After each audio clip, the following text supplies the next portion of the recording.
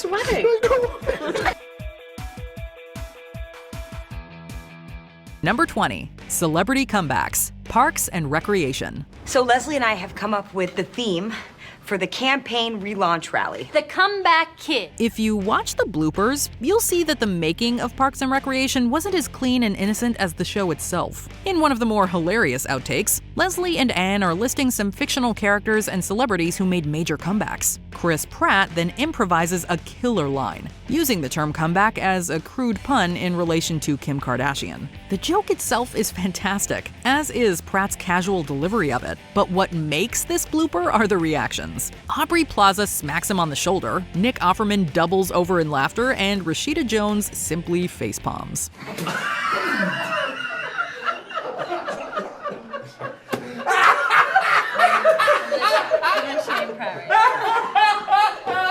Oh, they gotta make the rap part. Number 19, Plums, Eastbound and Down.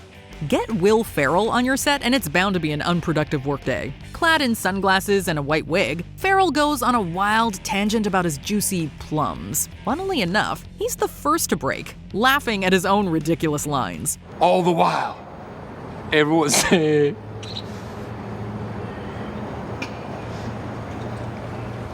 Meanwhile, Craig Robinson stands beside him giggling away, clearly unable to keep a straight face. But this is just the beginning. The actors eventually lose all composure, and Ferrell can barely get through a sentence without smirking or breaking out into laughter. The director eventually yells cut, his actors having clearly been taken by a fit of the giggles. I could feel the tension in the air. Number 18, The One Who Laughs, Breaking Bad. A guy opens his door and gets shot and you think that of me? No. I am the one who knocks.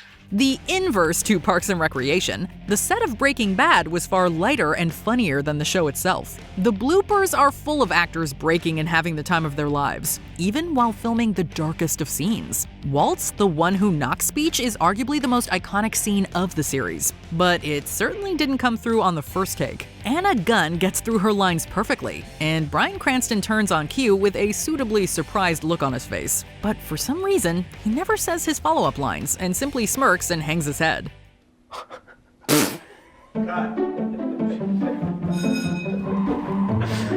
That scene is Emmy-worthy stuff, yet here's Cranston acting like he's on the set of a comedy. Number 17, The Douche Zombie, How I Met Your Mother. Acting like a zombie has to be pretty embarrassing, and Jason Segel finds that out firsthand. In this scene, the gang is ganging up on Ted because he got back in contact with a problematic ex. Lily mentions that she turned Ted into a douche zombie, prompting Marshall to do an impression of said douche zombie. Dad, she turned you into one of her douche zombies. I want to eat you. In the blooper, Segel gets out 5 words before laughing. Well, more like 4. That 5th word came out as more of a squeak. Segel and the rest of the cast then get a major case of the giggles, with Segel even crying and breaking out in a literal sweat. Jason, you got tears in your eyes, honey. You gotta wipe it off. You're sweating. Okay. I look normal, right? Number 16, Whitney Houston is Dead? The League. While more of a cult classic, this show stars some major names, including Mark Duplass, Nick Kroll, and Jason Mantzoukas. The latter two are at the heart of this darkly comedic blooper, which sees Mantzoukas grieving the late Whitney Houston. Rafi doesn't know that Houston has died, and acts surprised when he learns the truth from Rodney. R.I.P. What? Come on. Everybody hates us. Come on. I know. Sorry. We're so sorry, everybody. Kroll continuously breaks from Mantzoukas' exaggerated reaction, and the latter hilariously scolds him for it. Kroll eventually leaves his chair and goes to stand by the bookcase, mostly so he doesn't have to look at Mantzoukas. But this does not help, and the results are comedic gold. What? Oh, no! Oh, my God! Whitney's dead? Oh! How's my... I can hear you laughing at... Number 15, Hitting the Egg, MASH. A revolutionary bit of television, MASH is a hilarious medical comedy about surgeons in the Korean War. Alan Alda stars as protagonist Hawkeye Pierce, who, in this scene, is tasked with squashing an egg. In the completed scene, Alda simply smacks the egg inside the food tray. All right, that does it. The irresistible force is about to polish off the immovable object. It doesn't go as smoothly in this blooper. No, it's actually a complete mess. Alda accidentally hits the tray while moving to smack the egg, sending its contents flying everywhere. This causes Mike Farrell to fall to the ground in laughter, and he ends up taking the whole table with him. The irresistible force is about to polish off the immovable object.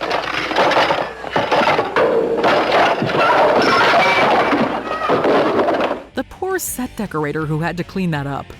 Number 14, riffing on Batman, Community. Since you're a big bat, can you turn into a tiny vampire? Anytime, anyplace. One of the sitcom's big draws is the friendship between Troy and Abed. And as this blooper proves, Danny Pudi and Donald Glover had just as much chemistry as their fictional counterparts. Pudi, dressed in a ridiculous Batman costume, is asked various personal questions by Glover. This entire bit was clearly improvised, as both the questions and answers are different every time. The two actors are having the time of their lives, and the camera just stands there and rolls as they riff on the bit. We're glad it did, because it resulted in blooper magic. Hey, can I ask you something I always wanted to ask the real Batman? Yeah. Why are your movies so good? It's not funny. Number 13, Caught in the Act, Extras. To be honest, we don't know how Ricky Gervais gets through a scene. As fans of his work will know, he's always laughing and acting the goof on set, especially with his creative partner Stephen Merchant. In this scene from Extras, Andy Millman catches his agent in the act, resulting in a terribly awkward silence and a rather uncomfortable conversation. Gervais and Merchant had a heck of a time getting through this one, resulting in a brilliant string of bloopers. Right. Hello. Gervais's sets always seem like a good time, and we would have given anything to be there on that day.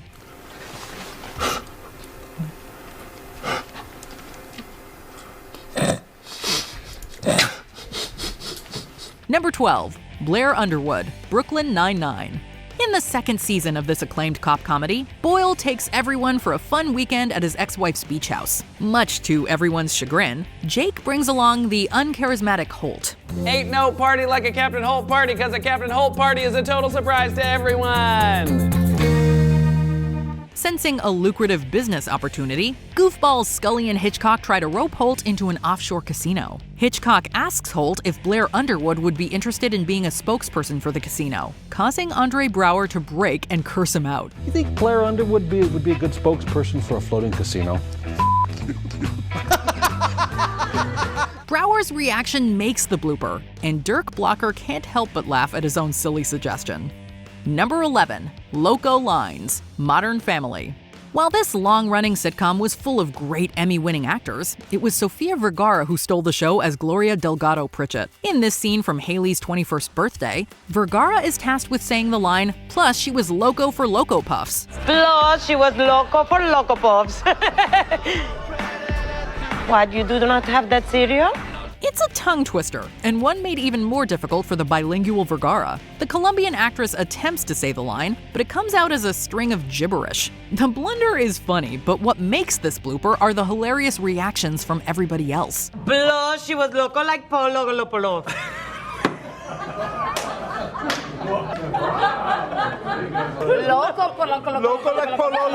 No one can believe what they just heard, and they all react in complete befuddlement. Even the crew can be heard laughing.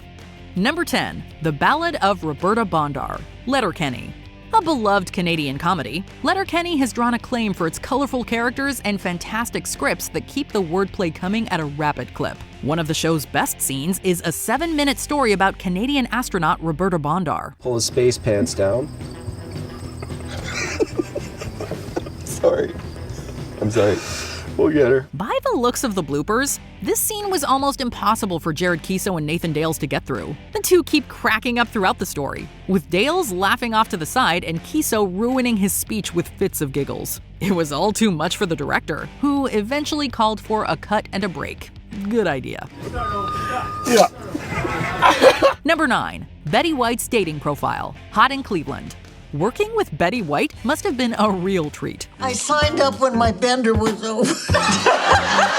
I signed up when my bender was over. not just for her professionalism, resulting in 5 primetime Emmys, but because she was so stinking funny. Hot in Cleveland was a late career surge for the iconic actress, in which she played a caretaker named Elka. In Season 2's Bad Bromance, Elka reveals that she's on a dating website under the name Bender Over. So named, of course, because she signed up after her bender was over. Duh! This line really tickled White, and it took her multiple takes to get right. At one point, she even starts slapping herself in a desperate attempt to knock the giggles out. It didn't work. I signed up when my... I signed up when my... Number 8. Spanking. The Big Bang Theory. Oh my. Sorry. In The Fish Guts Displacement, Amy lies about being sick and earns the ire of her boyfriend Sheldon. To punish Amy, Sheldon decides to spank her. Amy loves the idea, and she even plays some music to help get her in the mood. Of course, Sheldon doesn't understand. By all accounts, this was a horribly awkward scene to film, and you can tell by the reactions of Jim Parsons and Mayim Bialik. It seems especially hard for Parsons, who appears rather uncomfortable having to actually spank Bialik, who is draped across his lap. The poor guy keeps awkwardly laughing, and the time between spank and laugh gets hilariously shorter as the takes pile up. Action. Oh, sorry. Number 7. Ashton Kutcher bangs his shins. That 70s show. Ashton Kutcher got his big break playing Michael Kelso, a lovable stoner doofus who is more than a little clumsy. It didn't take Kutcher long to prove himself a master of physical comedy. You know what else we should do? Not get any presents. The show's 12th episode is a Christmas special, and Eric's older sister Lori comes to visit. She attracts the attention of Kelso, who excitedly leaps over the basement couch in order to speak with her. Kutcher did this stunt for real and ended up slipping on the blanket, sending his shins directly into the hard table.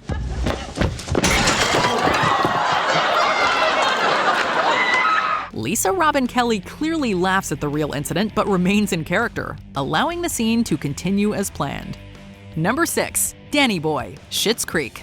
The little Canadian show that could, Schitt's Creek earned wide acclaim throughout its run, with Catherine O'Hara winning the Emmy for Outstanding Lead Actress in a Comedy Series. Johnny. Hello, Bob. Moira. So good of you to come. John said we had no choice. In this wickedly awkward scene, O'Hara's Moira Schitt is asked to sing Danny Boy at Carl's funeral. It's a hilarious moment, and we don't know how anyone kept a straight face throughout it. Indeed, the entire cast laughs in the middle of O'Hara's tune, with John Hemphill being the first actor to break. Ooh, Danny Boy, are you really going to let me sing?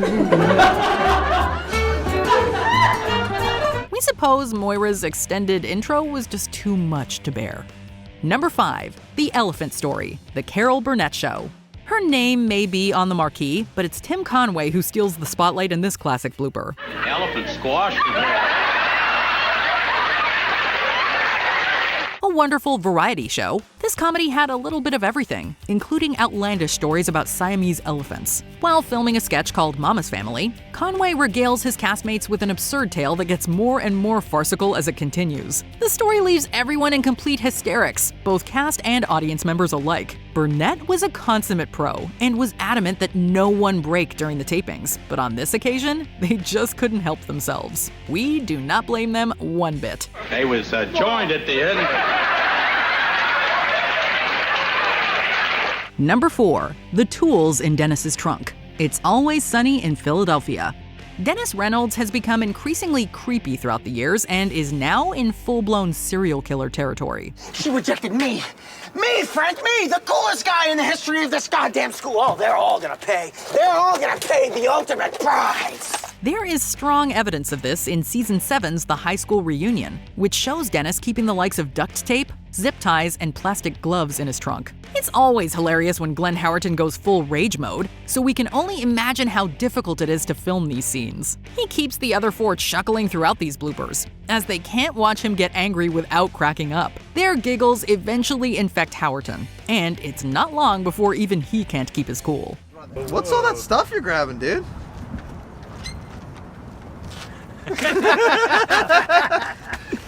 Number 3. David Schwimmer plays the bagpipes. Friends.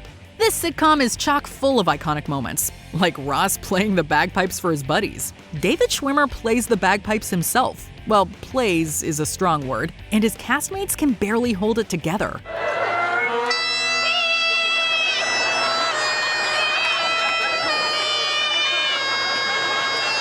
Everyone breaks once Lisa Kudrow starts screeching along, with Jennifer Aniston putting her head back and Schwimmer being unable to continue. In fact, this scene was so much fun to shoot that even the finished version is not without flaws. In the episode itself, Aniston can be seen covering her face and giggling once Kudrow joins in, and at one point, she even glances directly into the camera. It's probably a miracle they got the scene done at all, so we'll take it.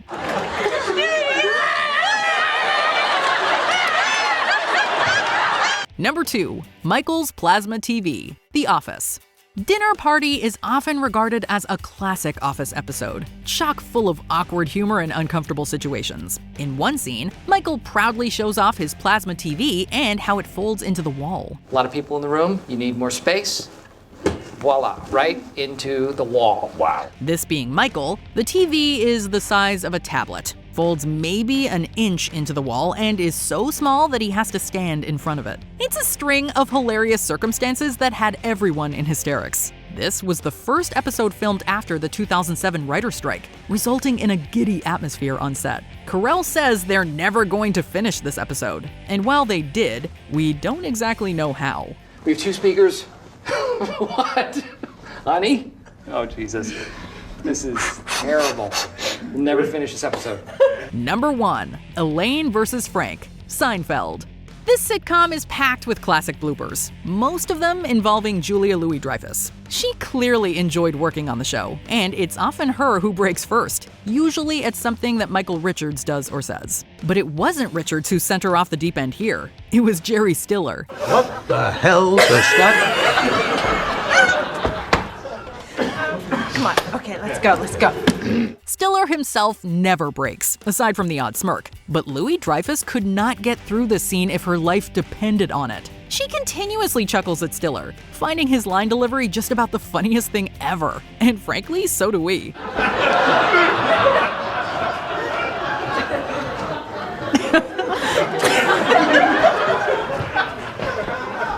How Seinfeld managed to get made is just beyond us.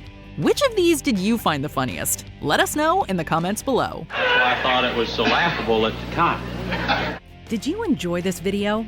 Check out these other clips from WatchMojo, and be sure to subscribe and ring the bell to be notified about our latest videos.